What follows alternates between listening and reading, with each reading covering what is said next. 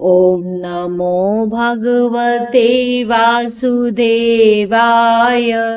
ओम नमो भगवते वासुदेवाय।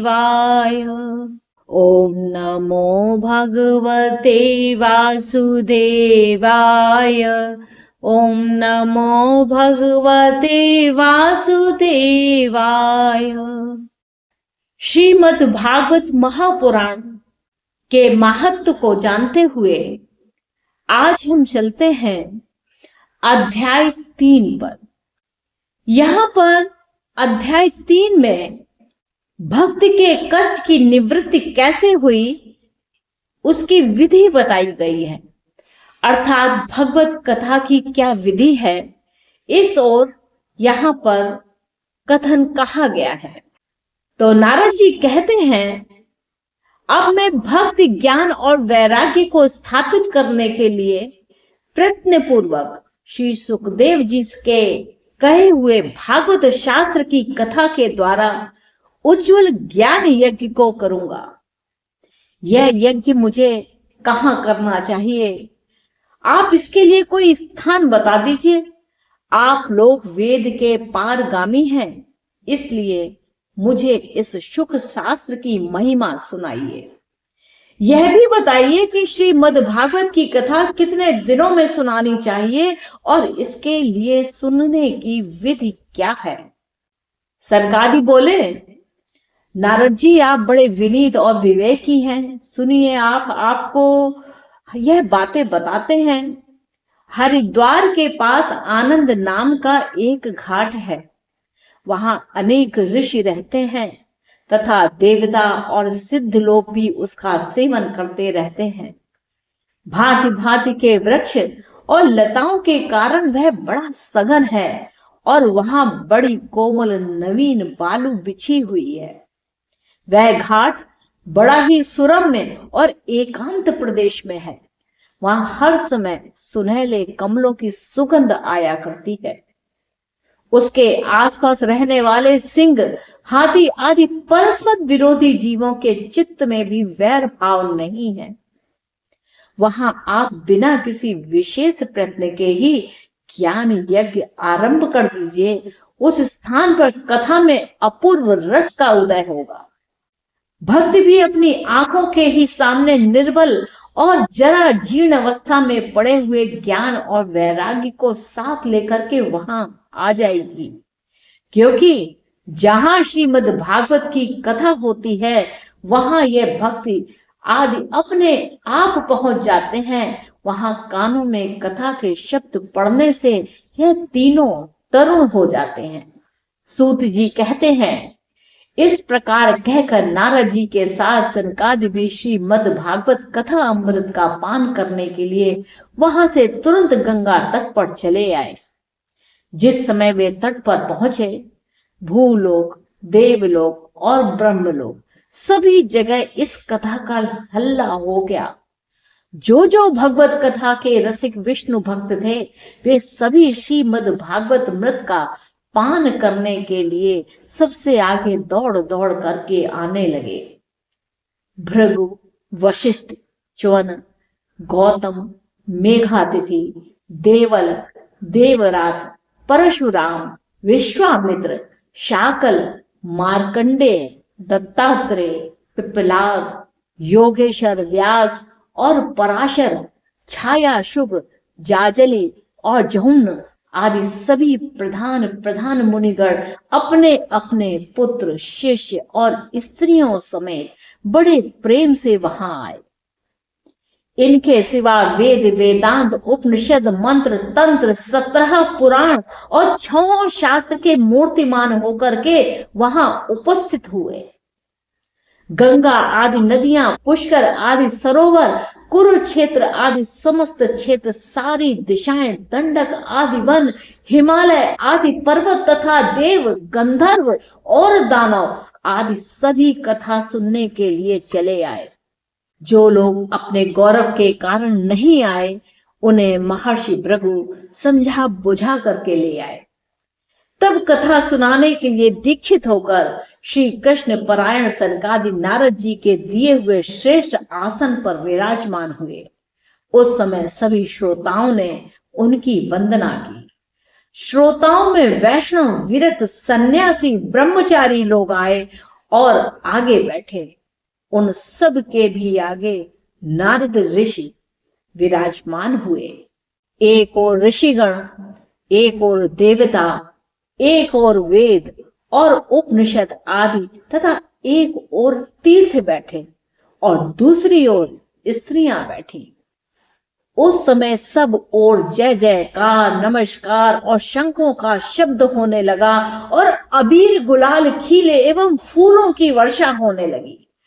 कोई कोई देव श्रेष्ठ तो विमानों पर चढ़कर वहां बैठे हुए सब लोगों पर कल्प वृक्ष के पुष्पों की वर्षा करने लगे। सूत जी कहते हैं, इस प्रकार पूजा समाप्त होने पर जब लोग एकाग्रचित्त हो गए, तब सनकादि ऋषि महात्मा नारद को श्रीमद् भागवत का महात्म्य स्पष्ट करके सुनाने लगे। सनकादि ने कहा, अब हम आपको इस भागवत शास्त्र की महिमा सुनाते हैं। इसके श्रवण मात्र से मुक्ति हाथ लग जाती है। श्रीमद् भागवत की कथा सदा सर्वदा सेवन आस्वादन करना चाहिए। इसके श्रवण मात्र से श्री हरि हृदय में आ जाते हैं। इस ग्रंथ में 18,000 श्लोक और 12 स्कंद हैं तथा श्री सुखदेव और राजा परीक्षित का संवाद है। आप यह भागवत शास्त्र ध्यान दे करके सुनिए। यह जीव तभी तक अज्ञानवश इस संसार चक्र में भटकता है जब तक क्षण भर के लिए भी कानों में इस शुक्र शास्त्र की कथा नहीं पड़ती। बहुत से शास्त्र और पुराण सुनने से क्या लाभ, इससे तो व्यर्थ का भ्रम बढ़ता है। मुक्ति देने के लिए तो एकमात्र भागवत शास्त्र ही गरज रहा है। जिस घर में नित्य प्रति श्रीमद् भागवत की कथा होती है वह तीर्थ रूप हो जाता है और जो लोग उसमें रहते हैं उनके सारे पाप नष्ट हो जाते हैं। हजारों अश्वमेघ और सैकड़ों वाजपेय यज्ञ इस शुक शास्त्र की कथा का 16वां अंश भी नहीं हो सकते। तपोधनो, जब तक लोग अच्छी तरह श्रीमद् भागवत कथा का श्रवण नहीं करते तभी तक उनके शरीर में पाप निवास करते हैं। फल की दृष्टि से इस शुक शास्त्र कथा की समता गंगा, गया, काशी, पुष्कर या प्रयाग कोई तीर्थ नहीं कर सकता। यदि आपको परम गति की इच्छा है तो अपने मुख से श्रीमद् भागवत के आधे अथवा चौथाई श्लोक का भी नित्य नियम पूर्वक पाठ कीजिए। ओंकार, गायत्री, पुरुष सूक्त, तीनों वेद, श्रीमद् भगवत, ओम नमो भगवते वासुदेवाय, यह 12 मंत्र 12 मूर्तियों वाले सूर्य भगवान, प्रयाग, संवत्सर स्वरूप काल, ब्राह्मण, अग्निहोत्र, गौ, द्वादशी तिथि, तुलसी, वसंत ऋतु और भगवान पुरुषोत्तम, इन सब में बुद्धिमान लोग वस्तुतः कोई अंतर नहीं मानते। जो पुरुष अहर्निश अर्थ सहित श्रीमद् भागवत शास्त्र का पाठ करता है उसके करोड़ों जन्मों का पाप नष्ट हो जाता है, इसमें तनिक भी संदेह नहीं है। जो पुरुष नित्य प्रति भागवत कथा का आधा या चौथाई श्लोक भी पढ़ता है उसे राजसूय और अश्वमेघ यज्ञों का फल मिलता है। नित्य भागवत पाठ करना, भगवान का चिंतन करना, तुलसी को सींचना और गौ की सेवा करना, ये चारों समान है। जो पुरुष अंत समय में श्रीमद् भागवत का वाक्य सुन लेता है उस पर प्रसन्न होकर भगवान उसे वैकुंठ धाम देते हैं। जो पुरुष इसे सोने के सिंहासन पर रखकर विष्णु भक्त को दान करता है वह अवश्य ही भगवान का सायुज्य प्राप्त करता है। जिस दुष्ट ने अपनी सारी आयु में चित्त को एकाग्र करके श्रीमद् भगवत कथा मृत का थोड़ा सा भी रसा साधन नहीं किया, उसने तो अपना सारा जन्म चांडाल और गधे के समान ही व्यर्थ गंवा दिया। वह तो अपनी माता के प्रसव पीड़ा पहुंचाने के लिए ही उत्पन्न हुआ। जिसने इस शुभ शास्त्र के थोड़े से भी वचन नहीं सुने, वह पापात्मा तो जीता हुआ ही मुर्दे के समान है। पृथ्वी के भार स्वरूप उस पशुतुल्य मनुष्य को धिक्कार है। यूं स्वर्ग लोक में देवताओं में प्रधान इंद्रादि कहा करते हैं। संसार में श्रीमद् भागवत की कथा का मिलना अवश्य ही कठिन है। जब करोड़ों जन्मों का पुण्य होता है तभी इसकी प्राप्ति होती है। नारद जी, आप बड़े ही बुद्धिमान और योग निधि हैं। आप प्रयत्न पूर्वक कथा का श्रवण कीजिए। इसे सुनने के लिए दिनों का कोई नियम नहीं है, इसे तो सर्वदा सुनना ही अच्छा है। इसे सत्य भाषण और ब्रह्मचर्य पालन पूर्वक सर्वदा ही सुनना श्रेष्ठ माना गया है। किंतु कलयुग में ऐसा होना कठिन है, इसलिए इसकी सुखदेव जी ने विशेष विधि बताई है, वह जान लेनी चाहिए। कलयुग में बहुत दिनों तक चित्त की वृत्तियों को वश में रखना, नियमों में बंधे रहना और किसी पुण्य कार्य के लिए दीक्षित रहना कठिन है। इसलिए सप्ताह श्रवण की विधि है। श्रद्धा पूर्वक कभी भी श्रवण करने से अथवा माघ मास में श्रवण करने से जो फल होता है, वही फल श्री सुखदेव जी ने सप्ताह श्रवण में निर्धारित किया है। मन के असंयम, रोगों की बहुलता और आयु की अल्पता के कारण तथा कलयुग में अनेक दोषों को संभावना से ही सप्ताह श्रवण का विधान किया गया है। जो फल तप, योग और समाधि से भी प्राप्त नहीं हो सकता, वह स्वर्गारूप में सप्ताह श्रवण में सहज ही मिल जाता है। सप्ताह श्रवण यज्ञ से बढ़कर है, व्रत से बढ़कर है, तप से कहीं बढ़कर है, तीर्थ सेवन से तो सदा ही बड़ा है, योग से बढ़कर है, यहाँ तक कि ध्यान और ज्ञान से भी बढ़कर है। अजी इसकी विशेषता कहाँ तक वर्णन करें, यह तो सभी से बढ़कर चढ़कर है। शौनक जी ने पूछा, सूत जी, यह तो आपने बड़े आश्चर्य की बात कही। अवश्य ही यह भागवत पुराण योगवेत्ता ब्रह्मा जी के आदिकरण श्री नारायण का निरूपण करता है, परंतु यह मोक्ष की प्राप्ति में ज्ञान आदि सभी साधनों का तिरस्कार करके इस युग में उनसे भी कैसे बढ़ा गया। सूत जी ने कहा, शौनक जी, जब भगवान श्री कृष्ण इस धरा धाम को छोड़कर अपने नित्य धाम को जाने लगे, तब उनके मुखार विंद से 11 स्कंद का ज्ञानोपदेश सुनकर भी उद्धव ने पूछा। उद्धव जी बोले, गोविंद, अब आप तो अपने भक्तों का कार्य करके परम धाम को पधारना चाहते हैं, किंतु मेरे मन में एक बड़ी चिंता है, उसे सुनकर आप मुझे शांत कीजिए। अब घोर कलिकाल आ ही गया है समझिए, इसलिए संसार में फिर अनेक दुष्ट प्रकट हो जाएंगे। उनके संसर्ग में जब अनेकों सत्पुरुष भी उग्र प्रकृति के हो जाएंगे, तब उनके भार से दबकर यह गोरूपणी पृथ्वी किसकी शरण में जाएगी। कमल नयन, मुझे तो आपको छोड़कर इसकी रक्षा करने वाला कोई दूसरा नहीं दिखाई देता। इसलिए भक्त वत्सल, आप साधुओं पर कृपा करके यहाँ से मत जाइए।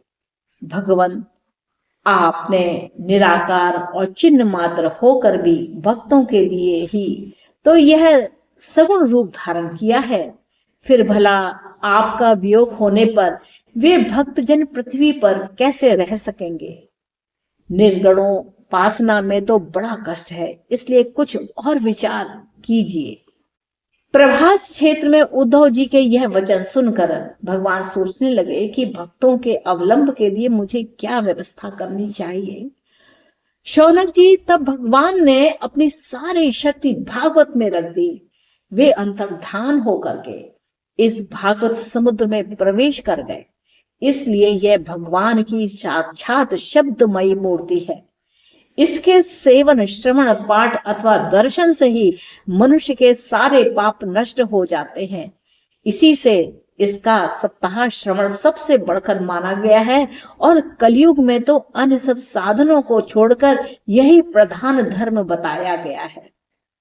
कलिकाल में यही ऐसा धर्म है जो दुख, दरिद्रता, दुर्भाग्य और पापों की सफाई कर देता है तथा काम, क्रोध आदि शत्रुओं पर विजय दिलाता है। अन्यथा भगवान की इस माया से पीछा छुड़ाना देवताओं के लिए भी कठिन है। मनुष्य तो इसे छोड़ ही कैसे सकते हैं, अतः इससे छूटने के लिए ही सप्ताह श्रवण का विधान किया गया है। सूत जी कहते हैं, शौनक जी जिस समय सनकादि मुनीश्वर इस प्रकार सप्ताह श्रवण की महिमा का बखान कर रहे थे, उस सभा में एक बड़ा आश्चर्य हुआ। उसे मैं तुम्हें बतलाता हूं, तुम सुनो। वहां तरुणावस्था को प्राप्त हुए अपने दोनों पुत्रों के साथ लिए विशुद्ध प्रेम रूपा भक्ति बार बार श्री कृष्ण गोविंद, हरे मुरारी, हे नाथ नारायण वासुदेवा आदि भगवान नामों का उच्चारण करती हुई अकस्मात प्रकट हो गई। सभी सदस्यों ने देखा कि परम सुंदरी भक्ति रानी भागवत के अर्थों का आभूषण पहनकर वहां पधारी। मुनियों की उस सभा में सभी यह तर्क वितर्क करने लगे कि ये कहां कैसे आ गई, ये कैसे प्रविष्ट हो गई। तब सनकादि ने कहा, ये भक्ति देवी हैं, अभी अभी कथा के अर्थ से निकली हैं। उनके यह वचन सुनकर भक्ति ने अपने पुत्रों समेत अत्यंत विनम्र होकर सनत कुमार जी से कहा। भक्ति बोली, मैं कलयुग में नष्ट प्राय हो गई थी। आपने कथामृत से सींचकर मुझे फिर से पुष्ट कर दिया है। अब आप यह बताइए कि मैं कहाँ रहूं। यह सुनकर सनकादि ने उनसे कहा, तुम भक्तों के भगवान स्वरूप प्रदान करने वाली, अन्य प्रेम का संपादन करने वाली और संसार रोग को निर्मूल करने वाली हो, अतः तुम धैर्य धारण करके नित्य निरंतर विष्णु भक्तों के हृदय में ही निवास करो। यह कलयुग के दोष भले ही सारे संसार पर अपना प्रभाव डाले, किंतु वहां तुम पर इनकी दृष्टि भी ना पड़ सकेगी। इस प्रकार उनकी आज्ञा पाते ही भक्ति तुरंत भगवत भक्तों के हृदयों में जा विराजी। जिनके हृदय में एकमात्र श्री हरि भक्ति निवास करती है, वे त्रिलोकी में अत्यंत निर्धन होने पर भी परम धन्य हैं, क्योंकि इस भक्ति की डोरी से बंद कर तो साक्षात भगवान भी अपना परम धाम छोड़कर उनके हृदय में आकर के बस जाते हैं। भूलोक में यह भागवत साक्षात परम ब्रह्म का विग्रह है। हम इसकी महिमा कहाँ तक वर्णन करें। इसका आश्रय लेकर इसे सुनाने से तो सुनने और सुनाने वाले दोनों का ही भगवान श्री कृष्ण की समता प्राप्त हो जाती है, अतः इसे छोड़कर अन्य धर्मों से क्या प्रयोजन है। इति श्री पद्म पुराणे उत्तरखंडे श्रीमद् भागवते महात्म्ये भक्ति कष्ट निर्वर्तनम नाम तृतीयो अध्याय संपूर्ण। ओम नमो भगवते वासुदेवाय। ओम नमो भगवते वासुदेवाय। ओम नमो भगवते वासुदेवाय। ओम नमो भगवते वासुदेवाय।